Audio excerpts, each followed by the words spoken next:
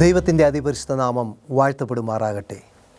ഒരിക്കൽ കൂടി ദൈവം നമ്മളെ കൂട്ടിച്ചേർത്തതിനാൽ നമുക്ക് ദൈവത്തെ സ്തുതിക്കാം. ഹോപ്പ് ചാനലിലൂടെ ഈ ഒരു ശുശ്രൂഷ കാണുന്ന നിങ്ങളെല്ലാവരെയും വരുവാനുള്ള കർത്താവായ യേശു ക്രിസ്തുവിൻ്റെ നാമത്തിൽ സ്വാഗതം ചെയ്തുകൊള്ളുകയാണ്. എൻ്റെ സാക്ഷ്യ യോഗം എന്ന് തന്നെ നമുക്ക് പറയുവാൻ സാധിക്കും. എൻ്റെ ജീവിതത്തിൽ ദൈവം നൽകിയ അനുഗ്രഹത്തെ സാക്ഷ്യമായി നിങ്ങളുടെ മുൻപിൽ എത്തിക്കുന്ന രണ്ടാമത്തെ ദിവസമാണ് ഇന്ന് ഞാൻ പറയുവാൻ പോകുന്ന അനുഭവ സാക്ഷ്യത്തിന് മുൻപായി ഒരു വചനം വായിക്കുവാൻ ഞാൻ ആഗ്രഹിക്കുകയാണ്. യാക്കോബിൻ്റെ ലേഖനം 1-ാം അധ്യായം അതിൻ്റെ 5-ാമത്തെ വാക്യം. നിങ്ങളിൽ ഒരുത്തന് ജ്ഞാനം കുറവാകുന്നു എങ്കിൽ ഫൽസിക്കാതെ എല്ലാവർക്കും ഔദാര്യമായി കൊടുക്കുന്നവനായ ദൈവത്തോട് യാചിക്കട്ടെ, അപ്പോൾ അവന് ലഭിക്കും. എന്നെ കേൾക്കുന്ന എൻ്റെ പ്രിയ സഹോദരി സഹോദരന്മാരെ, ഞാൻ എൻ്റെ ശുശ്രൂഷ കേരളത്തിൽ സൗത്ത് കേരള സെക്ഷനിൽ തുടങ്ങുന്നതിന് മുൻപ്, അതായത് എൻ്റെ ആപ്ലിക്കേഷൻ അവിടെ കൊടുക്കുന്നതിന് മുൻപ് ഞാൻ ഏകദേശം ഒരു മാസത്തോളം, അതായത് 24 ദിവസം ഉപവാസ പ്രാർത്ഥനയിൽ ആയിരുന്നു. ഉപവാസ പ്രാർത്ഥന എന്ന് പറയുമ്പോൾ ഒരു നേരം കഴിക്കും, രാവിലെ മുതൽ വൈകുന്നേരം വരെ കഴിക്കില്ല, ഒരു നേരം കഴിക്കും. അങ്ങനെ ആ ഒരു പ്രാർത്ഥനയിൽ ഞാനായിരുന്നു. അങ്ങനെ ഒരു പ്രാർത്ഥന എനിക്ക് ആവശ്യം ഉണ്ടായിരുന്നു. എന്തുകൊണ്ടെന്നാൽ ഞാൻ പഠിക്കുന്ന സമയത്ത് എൻ്റെ ജീവിതത്തിൽ വലിയ ഒരു വീഴ്ച സംഭവിച്ചു. ഞാൻ പഠിക്കുന്ന സമയത്ത് ഞാനൊരു പെൺകുട്ടിയുമായി ഞാൻ പ്രണയത്തിലാകുകയും ആ കുട്ടി നമ്മുടെ അല്ലെങ്കിൽ ഒരു അഡ്വന്റിസ്റ്റുകാരിയല്ല, ഒരു ക്രിസ്ത്യാനിയല്ല, വേറൊരു സമൂഹത്തിൽ നിന്ന് വന്ന ഒരു വിദ്യാർത്ഥിനിയാണ്. അന്ന് പൂനെ യൂണിവേഴ്സിറ്റി സമയമായിരുന്നു. അപ്പോൾ ഇവിടെ പഠിക്കുവാൻ വന്ന കുട്ടിയായിരുന്നു. ഒരു സുപ്രഭാതത്തിൽ രണ്ടുപേരുടെയും, അല്ലെങ്കിൽ എൻ്റെ വീഴ്ച, ഞാൻ തന്നെ എൻ്റെ വീഴ്ചയായിരിക്കാം, ഒരു സുപ്രഭാതത്തിൽ ആ കുട്ടി എൻ്റെ ഭവനത്തിലേക്ക് കൊണ്ടുവരിക ഉണ്ടായി. അങ്ങനെ എൻ്റെ പിതാവ് പറഞ്ഞു, നീ പഠിക്കുവാൻ പൊക്കോ, ഈ കുട്ടി ഇവിടെ നിൽക്കട്ടെ. ആ കുട്ടി അവിടെ ട്രിവാൻഡ്രം ടെക്നോ പാർക്കിൽ ഒരു ജോലി നോക്കുകയും അവിടെ ഗേൾസ് ഹോസ്റ്റലിൽ നിർത്തുകയും ഞാൻ പഠിക്കാൻ തിരിച്ചുകൂടെ വരികയും ചെയ്തു. ആ സമയത്ത് എനിക്കെതിരെ ഒരു പേരില്ലാത്ത കത്തുകൾ, നമ്മളതിന് ഊമക്കത്ത് എന്ന് പറയുക, പേരില്ലാത്ത കത്തുകൾ അനേകമുണ്ടായി. അതിൽ ഒന്ന് എഴുതിയിരുന്നതെന്ന് പറയുമ്പോൾ പാസ്റ്ററായ പ്രീസ്ലിയുടെ മകനും ടീച്ചറായി സേവനം അനുഷ്ഠിക്കുന്ന അച്ചാമ്മ ടീച്ചറുടെ മകൻ സ്പൈസർ പോയി അവിടെ പൂനെയിൽ പോയിട്ട് ഒരു റെസ്ട്രീറ്റിൽ നിന്നും ഒരു കുട്ടിയെ കൊണ്ടുവന്ന് മോശകരമായിട്ടുള്ള ജീവിതം നയിച്ചു. അവിടെ നിന്നും ഒരു കുട്ടിയെ കൊണ്ടുവന്നു വിവാഹ ജീവിതത്തിലായിരിക്കുന്നു എന്നതിനെക്കുറിച്ച് ഇങ്ങനെയുള്ള കത്തുകളെല്ലാം വന്നു. അങ്ങനെ ഞാൻ ഒരു വർഷം എനിക്ക് ആകപ്പാടെ കൺഫ്യൂഷനായി. ഇങ്ങനെയെല്ലാം വന്നപ്പോൾ എൻ്റെ ഭാവി നഷ്ടപ്പെടുമല്ലോ. ഇനി ഞാൻ പ്രസംഗിക്കാൻ പോയി നിൽക്കുമ്പോൾ, ദൈവവേല ചെയ്യുവാൻ പോയി നിൽക്കുമ്പോൾ എന്നെ ഏത് കണ്ണുകൊണ്ടാണ് കാണുന്നത് എന്നൊരു ചിന്ത എന്നിൽ ഉണ്ടായി. അങ്ങനെയിരിക്കെ പിതാവ് പറഞ്ഞു, നീ പഠിച്ചു കഴിഞ്ഞിട്ട് വന്നിട്ട് നിങ്ങൾക്ക് സമ്മതമാണെങ്കിൽ, അല്ലെങ്കിൽ നിങ്ങൾ വീണ്ടും നിങ്ങളുടെ ജീവിതം ഇതേപോലെ മുന്നോട്ട് കൊണ്ടുപോകണമെങ്കിൽ നിങ്ങൾക്കുള്ള വിവാഹം നമ്മൾ നടത്തിത്തരാം എന്ന് പറഞ്ഞു. എന്നാൽ പഠിത്തം കഴിഞ്ഞു. ഞാൻ ഇതിലേക്ക് കടക്കുവാൻ വന്നപ്പോൾ, ശുശ്രൂഷയിലേക്ക് കടക്കുവാൻ വന്നപ്പോൾ അവിടെ ആ കുട്ടി അപ്പോൾ ഗേൾസ് ഹോസ്റ്റലിലായിരുന്നു. അപ്പോൾ നമ്മൾ തീരുമാനിച്ചു, നമുക്ക് അപ്രകാരം മുന്നോട്ട്, നമ്മുടെ ഫാമിലി ബാക്ക്ഗ്രൗണ്ട് പ്രകാരം മുന്നോട്ട് പോകുവാൻ പറ്റില്ല എന്ന് പറഞ്ഞൊരു മ്യൂച്വൽ അണ്ടർസ്റ്റാൻഡിൽ ആ കുട്ടി തൻ്റെ ഭവനത്തിലേക്ക് കടന്നുപോയി. അതിനുശേഷം എനിക്ക് പാസ്റ്ററായിട്ട് ഞാൻ എങ്ങനെ ജോലി ചെയ്യും എന്നൊരു മനസ്സിലെ ഒരു കുത്തൽ എനിക്ക് ഉണ്ടായിരുന്നു. അപ്പോൾ എൻ്റെ പപ്പ പറഞ്ഞു, നിനക്കുള്ള ശിക്ഷ ഞാൻ ശിക്ഷ എന്ന് പറയുമ്പോൾ പപ്പ എന്നെ ഏകദേശം 2 വർഷത്തോളം, അതായത് ഈ തീരുമാനങ്ങൾ എടുക്കുന്നതിന് ആ 2 വർഷത്തോളം പള്ളിയിലേക്ക് ഒരു പ്രാർത്ഥന പോലും തന്നില്ല. ആ ഒരു ശിക്ഷയാണ് പപ്പ എനിക്ക് വെച്ചിരുന്നത്. പിന്നെ പപ്പ പറഞ്ഞു, നിന്നെ ദൈവമാണ് വിളിച്ച് ഈ ദൈവവേലയ്ക്ക് വേർതിരിച്ചത്. അപ്പോൾ നീ ഇത് ചെയ്യണമോ ചെയ്യണ്ടേ എന്നുള്ള തീരുമാനം ദൈവമാണ് നിനക്ക് ഉന്നയിച്ച് അല്ലെങ്കിൽ നിനക്ക് ഉണർത്തിച്ച് തരേണ്ടത്. അതുകൊണ്ട് നീ ഉപവാസവും പ്രാർത്ഥനയിലുമായിരിക്കുക എന്ന് പപ്പയും അമ്മയും പറഞ്ഞു. അങ്ങനെ ഞാൻ ഉപവാസവും പ്രാർത്ഥനയിലും ഞാൻ ആയിരുന്നു. അങ്ങനെ ഉപവാസവും പ്രാർത്ഥനയിലും ആയി ഞാൻ സഭയിലേക്ക് കടന്നു പോവുകയാണ്. ഉപവാസവും പ്രാർത്ഥനയ്ക്ക് ഞാൻ ശനിയാഴ്ച സഭയിലേക്ക് കടന്നു പോവുകയാണ്. അപ്പോൾ കടന്നു പോയപ്പോൾ അന്ന് എന്തെന്നില്ലാതെ എനിക്ക് പ്രസംഗം തരികയാണ്. അപ്പോൾ ഞാൻ പ്രസംഗിക്കാൻ ഞാൻ പോകുന്നു. അതിനു മുമ്പ് സഭയൊക്കെ ഞാൻ തന്നെ പോയി ക്ലീൻ ചെയ്യുകയാണ്. അവിടെ കപ്പിയരോരം താമസിച്ചപ്പോൾ ഞാൻ ക്ലീൻ ചെയ്തു. അപ്പോൾ പപ്പ പറഞ്ഞു, നീ ഇതിനു വേണ്ടി യോഗ്യനാണ്. വീണ്ടും എനിക്ക് പ്രസംഗം നൽകുകയാണ്. ഞാൻ പ്രസംഗിച്ച് കഴിഞ്ഞ് ഇറങ്ങിയതിന് ശേഷം എൻ്റെ മനസ്സിൽ തോന്നി, ഞാൻ ഇതിലേക്ക് എന്നെ ദൈവം വിളിച്ചിരിക്കുകയാണ്. എൻ്റെ പാപത്തെ ദൈവം കഴുകിയിരിക്കുകയാണ്. ഇനി ഞാൻ അങ്ങോട്ടുള്ള യാത്ര ആരൊക്കെ എന്തു പറഞ്ഞിരുന്നാലും ആ യാത്ര ഞാൻ ദൈവവേലയ്ക്കായി മാറ്റിവെക്കും. അങ്ങനെ ആ പ്രദേശത്ത് തന്നെ ഒരു വലിയ 500ഓളം പേർ കൂടുന്ന ഒരു കൺവെൻഷൻ നടത്തുവാൻ സാധിച്ചു. പാസ്റ്റർ അജയ് മാത്യു അവറുകൾ പ്രസംഗിച്ചു. ഞാൻ ട്രാൻസ്ലേഷൻ ചെയ്തു. അവിടെയുള്ള യുവജനങ്ങൾ, പ്രത്യേകിച്ച് പറയുകയാണെങ്കിൽ രഞ്ജിത്ത്, അതേപോലെ തന്നെ ലിനോ എന്ന് പറയുന്ന രഞ്ജിത്ത്, ജിതിൻ, സബിൻ, അബിൻ, ഇങ്ങനെ ഷിൻഡോ, അതേപോലെ മിസ്റ്റർ പ്രവീൺ, ഇങ്ങനെ കുറേ യുവജനങ്ങൾ അവിടെ വന്ന് ഈ കാര്യങ്ങളെല്ലാം ചെയ്തു. അതേപോലെ തന്നെ അഖിലേഷ്, ഇങ്ങനെ കുറേ പേരുണ്ട്. അവർ വന്ന് ഒരു വലിയൊരു കൺവെൻഷനോട് കൂടിയാണ് എൻ്റെ ശുശ്രൂഷ തന്നെ ആരംഭിക്കുന്നത്. അപ്പോൾ ഇവിടെ ഉള്ള വചനമെന്ന് പറയുന്നത്, നമ്മൾ വീണുപോയാലും നമുക്ക് എന്തെങ്കിലും പിന്നോക്കം വന്നിരുന്നാലും ദൈവത്തോട് ചോദിച്ചു കഴിഞ്ഞാൽ തീർച്ചയായിട്ടും ദൈവം അതിന് ഉത്തരം നൽകും. ഇപ്പോഴും ഞാൻ കഴിഞ്ഞ ആഴ്ചയും ഒരു വാർത്ത അല്ലെങ്കിൽ ഒരു ലെറ്റർ കണ്ടതെന്ന് പറഞ്ഞു കഴിഞ്ഞാൽ, ഷെൽഡന് ഞാൻ അതിനുശേഷം വിവാഹം കഴിച്ചു, എനിക്കൊരു മോളുണ്ട്. ഷെൽഡന് വേറെ കുടുംബവും അതിൽ നിന്നും അന്ന് വിളിച്ചുകൊണ്ട് വന്ന ആ കുട്ടി ഇപ്പോഴുമുണ്ട്, അതിൽ നിന്നും ഒരു കുഞ്ഞുണ്ട് എന്നൊക്കെയാണ് ഇപ്പോഴും കേൾക്കുന്നത്. പക്ഷേ ദൈവത്തോട് നമ്മൾ ഏറ്റുപറയുന്ന നമ്മുടെ പാപം അത് വീണ്ടും ചെയ്യാതെ നാം മുന്നോട്ട് പോവുകയാണെങ്കിൽ ലോകത്തിൽ വരുന്ന ഒരു തടസ്സങ്ങളും നമ്മുടെ മുൻപിൽ കാണില്ല.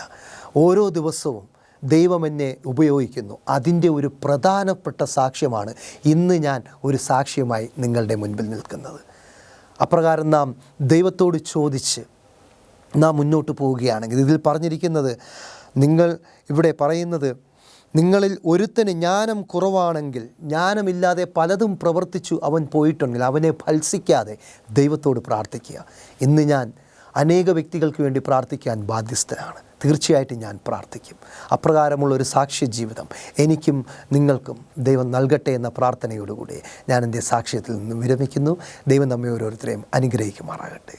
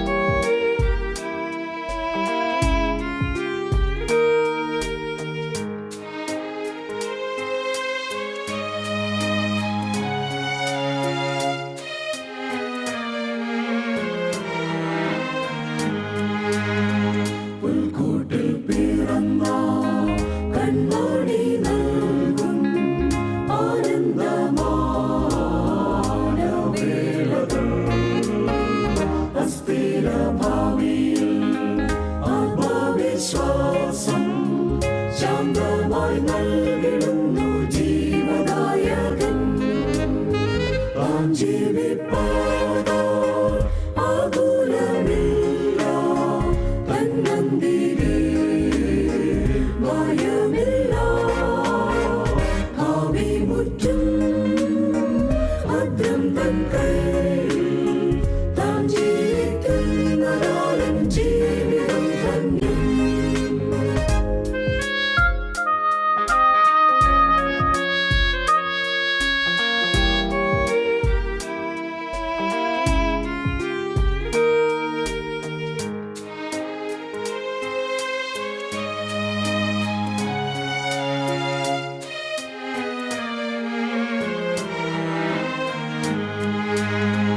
ആദിവേണ്ടൽപ്പാവും ആശ്രയമേകാൻ തൻ കാര്യങ്ങൾ ചാരിയുണ്ട്. തൻ വഴികൾ മുറ്റും സമ്പൂർണ്ണമല്ലോ, ദോഷമായൊന്നു താതൻ നൽകില്ലെനിക്ക്. താൻ ജീവിപ്പാതാൽ ആകുലമില്ല, തന്നന്തിരിൽ ഭയമില്ല. ഭാവി മുറ്റും ഭദ്രം തൻ കയ്യിൽ, താൻ ജീവിക്കുന്നതാലും ജീവിതം ധന്യം. കർത്താവിൽ പ്രിയ ദൈവമക്കളെ, നിങ്ങൾക്കെല്ലാവർക്കും ക്രിസ്തുയേശുവിൽ എൻ്റെ സ്നേഹ വന്ദനം. പ്രത്യേകിച്ച് നാം ഒരു പുതിയ വർഷത്തിൻ്റെ ആരംഭ ദിവസങ്ങളിൽ ആയിരിക്കുമ്പോൾ ദൈവത്തിൻ്റെ അനുഗ്രഹം നാം കൂടുതലായി പ്രാപിക്കേണ്ടതായ ആവശ്യമുണ്ട്. അതുകൊണ്ട് തന്നെ നിങ്ങൾ ദൈവത്തിൻ്റെ വചനം കേൾക്കുവാൻ തക്കവണ്ണം ദൈവ സന്നിധിയിലായിരിക്കുന്നുവെന്ന് എനിക്കറിയാം. നിങ്ങളെ കർത്താവായ യേശു ക്രിസ്തുവിൻ്റെ നാമത്തിൽ സ്നേഹവന്ദനം അറിയിക്കുകയും ഒപ്പം ഒരു പുതിയ വർഷത്തിൻ്റെ ആശംസകൾ അറിയിക്കുകയും ചെയ്യുകയാണ്. ഹോപ്പ് ചാനലിൽ ന്യൂ ബിഗിനിങ്സ് എന്ന് പറയുന്ന ഒരു പരമ്പര ആരംഭിക്കുകയാണ്. ഈ പരമ്പരയുടെ ഒരു ഭാഗം ഇന്ന് ഞാൻ നിങ്ങളോട് സംസാരിക്കുവാൻ തക്കവണ്ണം പോകുന്നത് ഏഞ്ചൽസ് ഓഫ് ഹോപ്പ് എന്നുള്ളതായ വിഷയത്തെ ആധാരമാക്കിയാണ്. പ്രത്യാശയുടെ ദൂതന്മാർ. നാം വേദപുസ്തകം പരിശോധിക്കുമ്പോൾ ധാരാളം ദൂതന്മാരെക്കുറിച്ച് പറയുന്നതായിട്ട് നമുക്ക് കാണുവാൻ തക്കവണ്ണം സാധിക്കും. വേദപുസ്തകത്തിൽ നല്ല ദൂതന്മാരെക്കുറിച്ചും ചീത്ത ദൂതന്മാരെക്കുറിച്ചും പറയുന്നത് നമുക്ക് അറിയാം. വേദപുസ്തകത്തിൽ മൊത്തമായി 389 പ്രാവശ്യം ദൂതന്മാരെക്കുറിച്ച് പരാമർശം നടത്തിയിട്ടുണ്ട്. അതിൽ 213 പ്രാവശ്യവും പഴയ നിയമത്തിലും 176 പ്രാവശ്യം പുതിയ നിയമത്തിലുമാണ്. 26 പ്രാവശ്യം ദൂതന്മാർ മനുഷ്യരുമായി അടുത്ത് ചേർന്ന് ഇടപെട്ടതായി വേദപുസ്തകം രേഖപ്പെടുത്തുന്നു. ആ ഇടപെടലുകളുടെ കഥയിൽ 10 പ്രാവശ്യം പഴയ നിയമത്തിലും 16 പ്രാവശ്യം പുതിയ നിയമത്തിലുമാണ് ദൂതന്മാർ മനുഷ്യരുമായി ഇടപെട്ടിട്ടുള്ളത്. നാം വെളിപ്പാട് പുസ്തകം പരിശോധിക്കുമ്പോൾ 67 പ്രാവശ്യം ദൂതന്മാരെക്കുറിച്ച് പരാമർശിച്ചിട്ടുണ്ട്. അതായത് 387 പ്രാവശ്യമാണ് മൊത്തം ദൂതന്മാരെക്കുറിച്ച് പരാമർശിച്ചിരിക്കുന്നത്. അതിൽ ഏറ്റവും കൂടുതൽ ദൂതന്മാരുടെ പരാമർശമുള്ളത് വെളിപ്പാട് പുസ്തകത്തിലാണ്. വെളിപ്പാട് പുസ്തകം നാം പലപ്പോഴും വളരെ ഭയത്തോടു കൂടിയാണ് നോക്കിക്കാണുന്നത്. ഈ വെളിപ്പാട് പുസ്തകത്തിൽ എല്ലാം ന്യായവിധിയെക്കുറിച്ചും മനുഷ്യനെ നശിപ്പിക്കുന്നതിനെക്കുറിച്ചും ന്യായവിധിയെക്കുറിച്ചും ഭീകരമായ ജീവികളെക്കുറിച്ചും ഒക്കെയുള്ളതായ വിവരണങ്ങളാണ് വെളിപ്പാട് പുസ്തകത്തിൽ നമുക്ക് കാണുവാൻ തക്കവണ്ണം സാധിക്കുന്നത്. എന്നാൽ വെളിപ്പാട് പുസ്തകത്തിൽ പ്രത്യാശയുടെ ദൂതൻ ഉണ്ട് എന്നും ആ പ്രത്യാശയുടെ വചനം നാം മനസ്സിലാക്കുകയും നമ്മെ ദൈവകരങ്ങളിൽ സമർപ്പിച്ചാൽ നമുക്കൊരു പുതിയ തുടക്കത്തിന് സാധ്യതയുണ്ട് എന്ന് വേദപുസ്തകം പറയുകയാണ്. വെളിപ്പാട് പുസ്തകം 10-ാം അധ്യായം അതിൻ്റെ 1 മുതൽ 3 വരെയും പ്രത്യേകിച്ച് അതിൻ്റെ 8 മുതൽ 11 വരെയുമുള്ളതായ വാക്യങ്ങൾ നാം വായിക്കുകയാണെങ്കിൽ ഒരു വലിയ വസ്തുത നമുക്ക് മനസ്സിലാക്കുവാൻ തക്കവണ്ണം സാധിക്കും. ഞാൻ ഈ ഭാഗം വേദപുസ്തകത്തിൽ നിന്ന് വായിക്കുവാൻ തക്കവണ്ണം ആഗ്രഹിക്കുകയാണ്. വെളിപ്പാട് പുസ്തകം 10-ാം അധ്യായം 1 മുതൽ 3 വരെയുള്ളതായ ഭാഗങ്ങൾ ഞാൻ ആദ്യം വായിക്കുന്നു. ബലവാനായ മറ്റൊരു ദൂതൻ സ്വർഗത്തിൽ നിന്ന് ഇറങ്ങുന്നത് ഞാൻ കണ്ടു. അവൻ മേഘം ഉടുത്തും തലയിൽ ആകാശവില്ല് ധരിച്ചും മുഖം സൂര്യനെ പോലെയും കാൽ തീത്തൂണ് പോലെയും ഉള്ളവൻ. അവൻ്റെ കയ്യിൽ തുറന്നൊരു ചെറുപുസ്തകം ഉണ്ടായിരുന്നു. അവൻ വലങ്കാൽ സമുദ്രത്തിന്മേലും ഇടങ്കാൽ ഭൂമിമേലും വെച്ചു. സിംഹം അലറുംപോലെ അത്യുച്ചത്തിൽ ആർത്തപ്പോൾ 7 ഇടിയും നാദവും മുഴങ്ങി. ഞാൻ സ്വർഗത്തിൽ നിന്ന് കേട്ട ശബ്ദം പിന്നെയും എന്നോട് സംസാരിച്ചു. നീ ചെന്ന് സമുദ്രത്തിന്മേലും ഭൂമിമേലും നിൽക്കുന്ന ദൂതൻ്റെ കയ്യിൽ നിന്ന് തുറന്നിരിക്കുന്ന പുസ്തകം വാങ്ങുക എന്ന് കൽപ്പിച്ചു. 8, 9, 10, 11 വാക്യങ്ങൾ പറയുന്നത്, ഞാൻ ദൂതൻ്റെ അടുക്കൽ ചെന്നു ആ ചെറു പുസ്തകം തരുവാൻ പറഞ്ഞു. അവൻ എന്നോട്, നീ ഇത് വാങ്ങി തിന്നുക, അത് നിൻ്റെ വയറ്റിനെ കയ്പിക്കും, എങ്കിലും വായിൽ തേൻ പോലെ മധുരിക്കും എന്ന് പറഞ്ഞു. ഞാൻ ദൂതൻ്റെ കയ്യിൽ നിന്ന് ചെറു പുസ്തകം വാങ്ങി തിന്നു. അത് എൻ്റെ വായിൽ തേൻ പോലെ മധുരമായിരുന്നു. തിന്നു കഴിഞ്ഞപ്പോൾ എൻ്റെ വയറ് കഴിച്ചുപോയി. അവൻ എന്നോട്, നീ ഇനിയും അനേകം വംശങ്ങളെയും ജാതികളെയും ഭാഷകളെയും രാജാക്കന്മാരെയും കുറിച്ച് പ്രവചിക്കേണ്ടി വരും എന്ന് പറഞ്ഞു. വേദപുസ്തകത്തിൽ പറഞ്ഞിരിക്കുന്നതായ ഈ ഒരു പ്രവചന പുസ്തകം ഒരു വലിയ ദൂതിൻ്റെ ആരംഭമായിട്ടാണ് ഇവിടെ കൊടുത്തിരിക്കുന്നത്. പ്രത്യേകിച്ച് നാം വേദപുസ്തകം പഠിക്കുന്നതായ ദൈവമക്കൾക്കറിയാം, 1844 നിരാശയുടെ വലിയൊരു അനുഭവം ഉണ്ടായപ്പോൾ ദൈവമക്കൾ അവരുടെ വിശ്വാസം ത്യജിച്ച് ദൈവത്തെ ത്യജിച്ച് കളഞ്ഞതായ ഒരു അവസ്ഥ ഉണ്ടായി. എന്നാൽ ആ സമയത്ത് പ്രത്യാശയുടെ ദൂതൻ ദൈവത്തിൻ്റെ ആലോചന ദൈവമക്കൾക്ക് പകർന്നു കൊടുക്കുകയാണ്. അവർക്ക് ഒരു പുതിയ ജീവൻ ഉണ്ടാകുവാൻ, അവരുടെ വിശ്വാസത്തിന് ഒരു പുതിയ ആക്കം കൂട്ടുവാൻ തക്കവണ്ണം ദൈവത്തിൻ്റെ ദൂതൻ വന്ന് അവരോട് പറയുകയാണ്, നീ ഭയപ്പെടേണ്ട, നീ ശങ്കിച്ച് പോകേണ്ട കാര്യമില്ല. നീ ഇനിയും അനേകം വംശങ്ങളെയും ജാതികളെയും ഭാഷകളെയും രാജാക്കന്മാരെയും കുറിച്ച് പ്രവചിക്കേണ്ടി വരും എന്ന് ദൈവാത്മാവ് പറയുകയാണ്. നമുക്ക് ഈ തിക്തമായ അനുഭവം എന്താണ് എന്നും മധുരമായ അനുഭവം എന്താണ് എന്നും നിങ്ങളിൽ പലർക്കും അറിയാം. എന്നാൽ അറിയാൻ വയ്യാത്തതായ വ്യക്തികൾക്ക് വേണ്ടി ഞാൻ ചെറുതായിട്ടൊന്ന് പറഞ്ഞു കൊള്ളട്ടെ. വില്യം മില്ലർ എന്ന് പറയുന്നതായ ഒരു ദൈവഭക്തൻ ദൈവവചനം പഠിച്ചു ദാനിയേലിൻ്റെ പ്രവചനം 8-ാം അധ്യായം 14-ാം വാക്യത്തിൽ പറഞ്ഞിരിക്കുന്നത് പോലെ 2300 സന്ധ്യയും ഉഷസ്സും തികയുവോളം തന്നെ പിന്നെ വിശുദ്ധ മന്ദിരം യഥാസ്ഥാനപ്പെടും എന്ന പ്രവചനം പഠിച്ചപ്പോൾ കർത്താവ് യേശു ക്രിസ്തു 1844 വരും എന്ന് അദ്ദേഹം കരുതുകയുണ്ടായി. 1844 ഒക്ടോബർ മാസം 22-ാം തീയതി യേശു ക്രിസ്തു വരുമെന്ന് കാത്തിരുന്നതായ ഒരു വലിയ സമൂഹം ആൾക്കാരുണ്ടായിരുന്നു. ഈ വലിയ സമൂഹം ആൾക്കാർക്ക് അവർ വിചാരിച്ചതുപോലെ കർത്താവ് വരാതിരുന്നപ്പോൾ വലിയ ഒരു നിരാശയുടെ അനുഭവം ഉണ്ടായി. ഈ അനുഭവത്തെക്കുറിച്ചാണ് വെളിപ്പാട് പുസ്തകം 10-ാം അധ്യായം, നീ ചെറുപുസ്തകം വാങ്ങി ഭക്ഷിക്കുക, അത് നിൻ്റെ വായ്ക്ക് മധുരമായിരിക്കും, വയറിനെ കയ്പിച്ച് കളയുമെന്ന് പറഞ്ഞത്. കാരണം അവർ ദൈവത്തിൻ്റെ വചനം പഠിച്ചപ്പോൾ അവർക്ക് വളരെ മധുരമായിട്ടത് തോന്നി. എന്നാൽ അത് കുറച്ച് കഴിഞ്ഞപ്പോൾ ആ നിരാശയുടെ അനുഭവം അവരുടെ വയറിനെ കയ്പിച്ചു. എന്നാൽ പ്രത്യാശയുടെ ദൂതൻ പിന്നെ വന്ന് അവരോട് പറയുകയാണ്, നിങ്ങൾ ഭയപ്പെട്ടു പോകണ്ട, നിങ്ങൾ ഇനിയും അനേക രാജാക്കന്മാരെക്കുറിച്ചും രാജ്യങ്ങളെക്കുറിച്ചും വംശങ്ങളെക്കുറിച്ചും പ്രവചിക്കേണ്ടതായി വരും. അടങ്ങിയിരിക്കരുത്, നിങ്ങൾ സംസാരിക്കണം എന്ന് ദൈവത്തിൻ്റെ ദൂതൻ അവരോട് പറയുകയാണ്. എന്നെ കേൾക്കുന്നതായ പ്രിയ ദൈവമക്കളെ, ഇന്ന് ദൈവത്തിൻ്റെ വചനം ധരിച്ചിരിക്കുന്നതായ നമ്മോട് ദൈവത്തിൻ്റെ ദൂതൻ പറയുകയാണ്, we should not keep quiet. നാം പ്രവചിക്കണം. നാം മറ്റുള്ളവരോട് നാം അറിഞ്ഞതായ കാര്യങ്ങൾ പറയണം എന്ന് ദൈവത്തിൻ്റെ ദൂതൻ പറയുകയാണ്. ഇന്ന് ഞാൻ 3 കാര്യങ്ങളാണ് നിങ്ങളോട് പറയുവാൻ തക്കവണ്ണം പോകുന്നത്. ഈ ദൈവത്തിൻ്റെ വചനത്തിൽ ശരണപ്പെട്ടുകൊണ്ട് ഞാൻ നിങ്ങളോട് പറയുന്ന ഒന്നാമത്തെ കാര്യം എന്ന് പറയുന്നത്, ദൈവത്തിൻ്റെ പ്രത്യാശയുടെ ദൂതൻ നമ്മോട് പറയുന്നത്, നിങ്ങൾ എഴുന്നേറ്റ് സത്യം സംസാരിക്കണം. സത്യം സംസാരിക്കുന്നതിൽ നിന്ന് നിങ്ങൾ പിൻവാങ്ങി പോകരുത്. സത്യം സംസാരിക്കുക. സത്യം സംസാരിക്കുക എന്ന് പറയുന്നത് അത് അത്ര എളുപ്പമുള്ളതായ കാര്യമല്ല. പ്രത്യേകിച്ച് നിരാശയുടെ അനുഭവത്തിലേക്ക് പോയതായ ഒരു വലിയ ജനസമൂഹത്തോട് ദൈവത്തിൻ്റെ ദൂതൻ പറയുകയാണ്, നിങ്ങൾ അടങ്ങിയിരിക്കരുത്, നിങ്ങൾ സത്യം സംസാരിക്കണം. നിങ്ങൾക്ക് സംസാരിക്കാനുള്ളത് നിങ്ങൾ സധൈര്യം പറയുക തന്നെ ചെയ്യണം. അതല്ല എങ്കിൽ നിങ്ങൾക്ക് നേരെ ന്യായവിധി ഉണ്ടാകുമെന്ന് ദൈവത്തിൻ്റെ ദൂതൻ പറഞ്ഞപ്പോൾ ദൈവത്തിൻ്റെ ആലോചന കേട്ടതായ ദൈവഭക്തന്മാർ ദൈവത്തിൻ്റെ ദൂതൻ പറഞ്ഞത് അനുസരിക്കുവാൻ തക്കവണ്ണം അവരെ തങ്ങളെ ദൈവകരങ്ങളിലേക്ക് സമർപ്പിച്ചു. നിരാശയുടെ അനുഭവത്തിലൂടെ കടന്നുപോയതായ ദൈവമക്കൾ ഇനി പറയുന്നതായ സത്യം മറ്റുള്ളവർ അംഗീകരിക്കുമോ? ദൈവത്തിന് അത് പ്രസാദകരമായി തീരുമോ?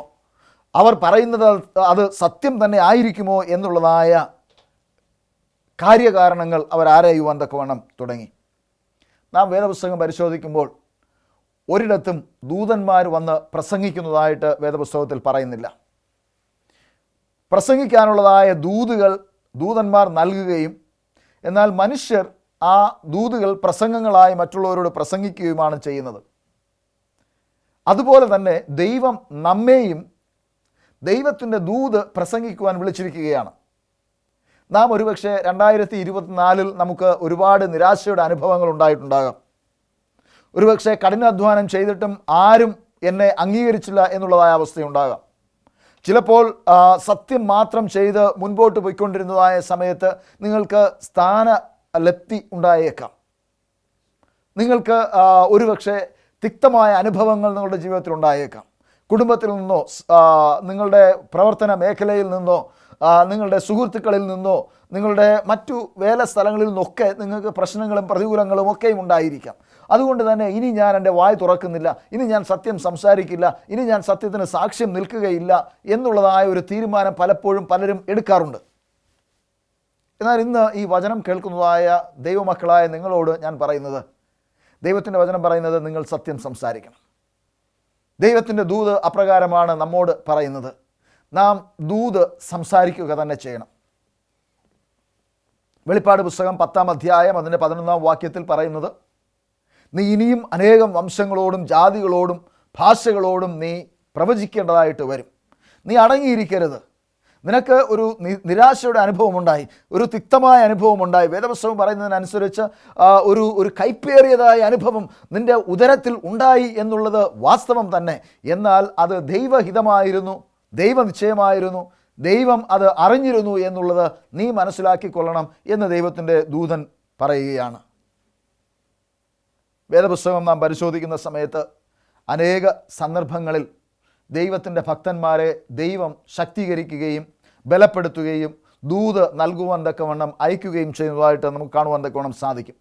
അപ്പോസ്തല പ്രവൃത്തികളുടെ പുസ്തകം 5-ാം അധ്യായം അതിൻ്റെ 15 മുതൽ 20 വരെയും 29-30 വാക്യങ്ങളൊക്കെ വായിക്കുന്നതായ സമയത്ത് പത്രോസിനെ കാരാഗ്രഹത്തിൽ ആക്കി. പത്രോസ് ദൈവത്തിൻ്റെ വചനം സംസാരിക്കുന്നത് കൊണ്ട് കാരാഗ്രഹത്തിലാക്കി. എന്നാൽ ഒരു ദൂതൻ വന്ന് പത്രോസിനെ തട്ടി ഉണർത്തുകയാണ്. പത്രോസെ, നീ എഴുന്നേൽക്ക്, നീ വീതിയിലേക്ക് പോകണം, നീ സത്യം സംസാരിക്കണം. പത്രോസ് ഉറക്കത്തിൽ നിന്ന് ഉണർന്നതുപോലെ സ്വപ്നത്തിൽ നിന്ന് ഉണർന്നു. പത്രോസ് നോക്കിയപ്പോൾ പത്രോസ് ഇങ്ങനെ നടക്കുന്നു. പത്രോസിന് അറിയില്ല താൻ സ്വപ്നം കാണുകയാണോ അതോ വാസ്തവമായി തൻ്റെ ജീവിതത്തിൽ താൻ കാരാഗ്രഹത്തിൽ നിന്ന് കൈ ആമത്തിലിട്ടിരുന്നത് ആ ഇടത്തിൽ നിന്ന് ഈ ചങ്ങലയെല്ലാം മൂരി അവൻ സ്വതന്ത്രനായി നടക്കുകയാണോ എന്ന് പത്രോസിന് അറിയുകയില്ലായിരുന്നു. എന്നാൽ പത്രോസ് വീതിയിൽ ചെന്ന് നിന്നപ്പോൾ ദൂതൻ അപ്രത്യക്ഷമായി. അപ്പോൾ പത്രോസിന് വാസ്തവമായി മനസ്സിലായി, ദൈവത്തിൻ്റെ ദൂതൻ തന്നെ സഹായിച്ചു. ദൈവത്തിൻ്റെ ദൂതൻ തന്നെ സത്യം പ്രസ്താവിക്കുന്നതിന് സഹായം ചെയ്തു. ചങ്ങലകളൊക്കെ ഊരി മാറ്റി ഇതാ എന്നെ ഇവിടെ വരയ്ക്കും അയച്ചിരിക്കുകയാണ് എന്ന് പത്രോസിന് മനസ്സിലായി. എന്നിട്ട് പത്രോസിനോട് പറയുകയാണ്, ഈ ജീവൻ്റെ വചനം എല്ലാ ജനത്തോടും പ്രസ്താവിപ്പിൻ എന്ന് പറഞ്ഞു. ദൂതൻ പത്രോസിനോട് പറയുകയാണ്, ഈ ജീവൻ്റെ വചനം എല്ലാ ജനത്തോടും പ്രസ്താവിക്കുക, അടങ്ങിയിരിക്കരുത്. ഈ ജീവൻ്റെ വചനം സകല മനുഷ്യരും കേൾക്കേണ്ടതാണ് എന്ന് ദൈവം നമ്മെക്കൊണ്ട് ആഗ്രഹിക്കുന്നു. ഒരു പക്ഷേ 2025 നാം എടുക്കുന്നതായ തീരുമാനങ്ങളിൽ ഏറ്റവും വലിയൊരു തീരുമാനം എന്ന് പറയുന്നത്, ഞാൻ 2025 സത്യം സംസാരിക്കും.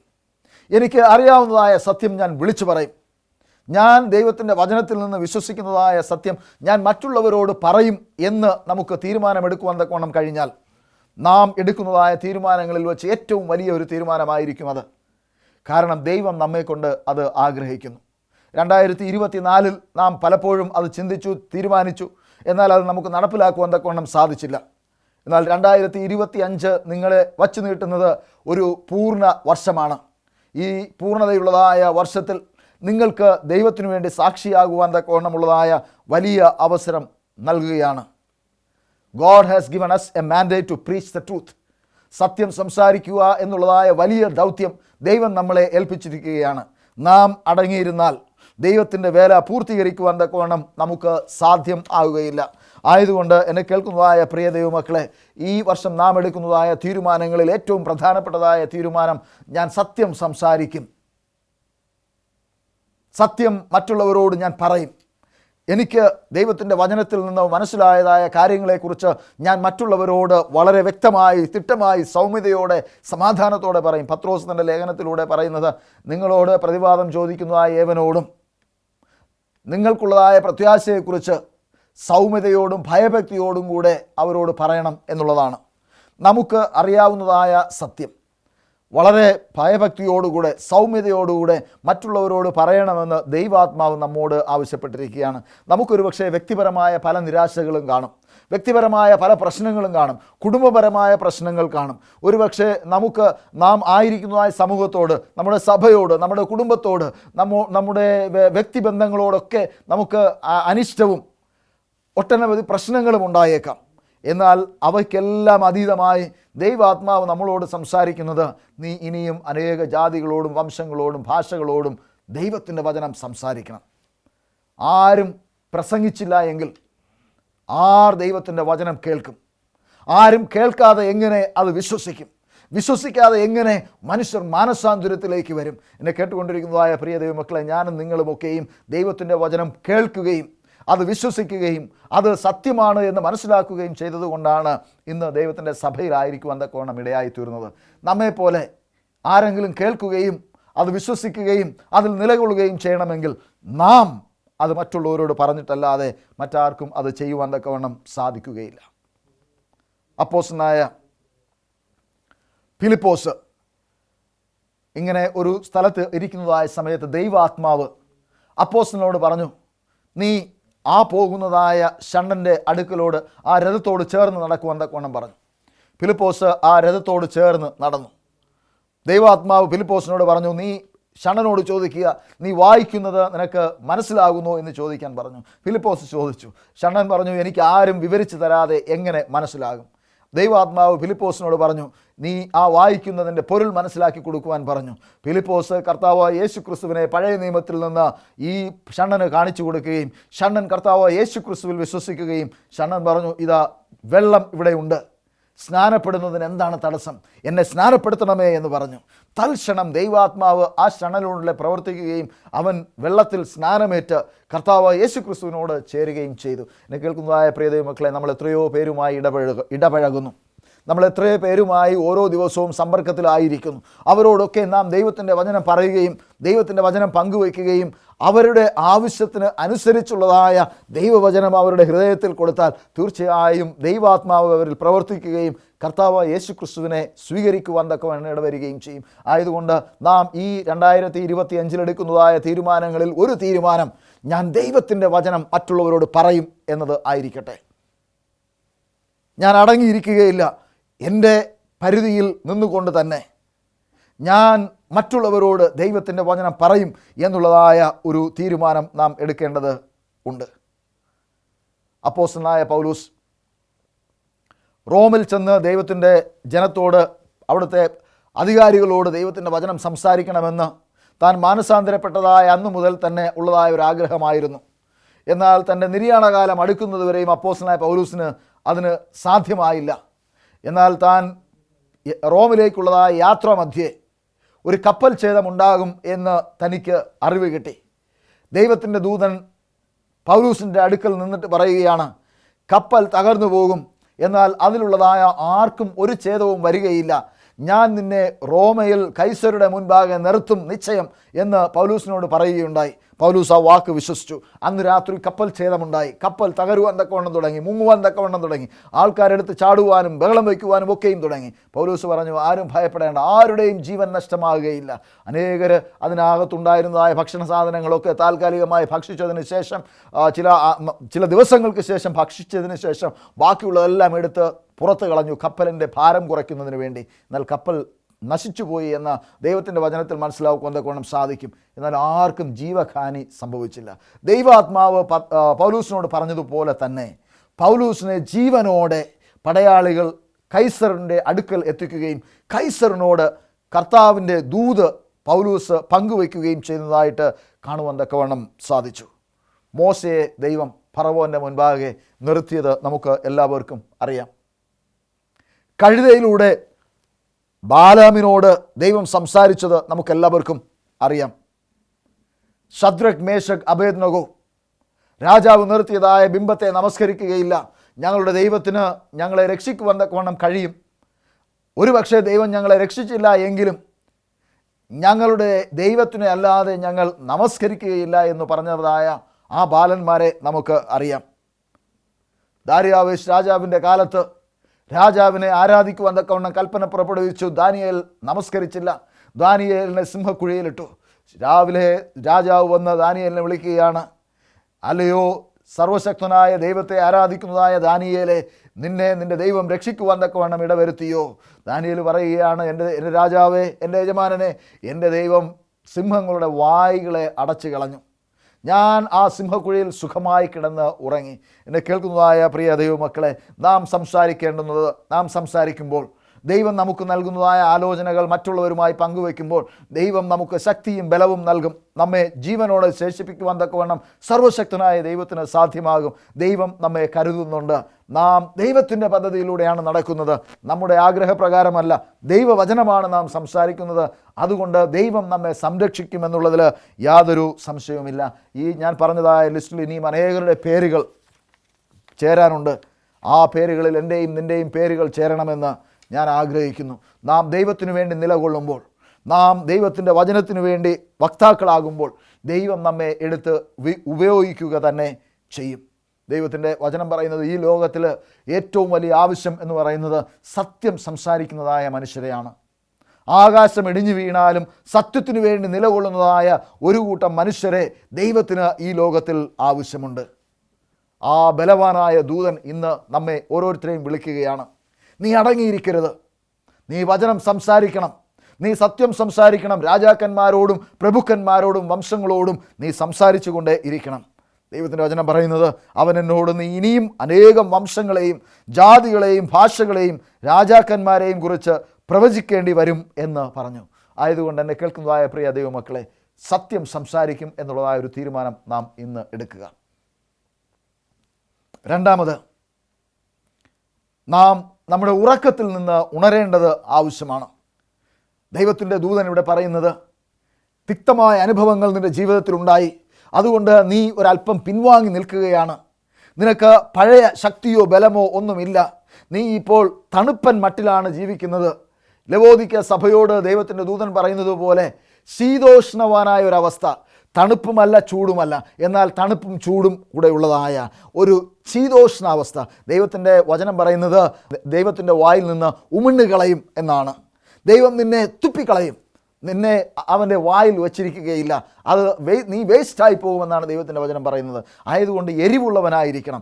ഇന്ന് രണ്ടാമത് ഞാൻ നിങ്ങളോട് പറയുവാൻ ആഗ്രഹിക്കുന്നത്, നാം ഉണരേണ്ടുന്നതായ ആവശ്യമുണ്ട്. ഉറക്കത്തിൽ നിന്ന് ഉണർന്ന് ദൈവത്തിൻ്റെ വേല ശക്തിയോടുകൂടെ ചെയ്യേണ്ടതായ ആവശ്യം നമുക്ക് ഓരോരുത്തർക്കും ഉണ്ട്.